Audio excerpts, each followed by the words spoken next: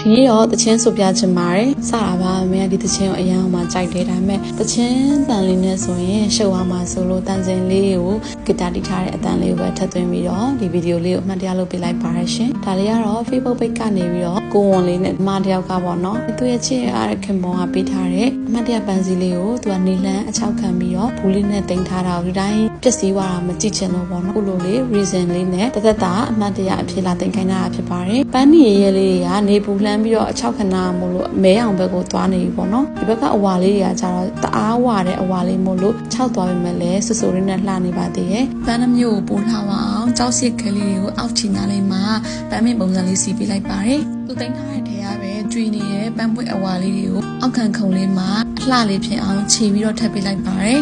တင်ထားတဲ့ပန်းပွင့်ချင်စီတိုင်းကိုဒီဟမ်းမိတ်ထဲမှာအပြည့်အဝထပ်ပြီးလုပ်ပေးထားရပေါ့နော်ပြီးရင်တော့ထုံးစံတိုင်းနောက်ဆုံးပိတ်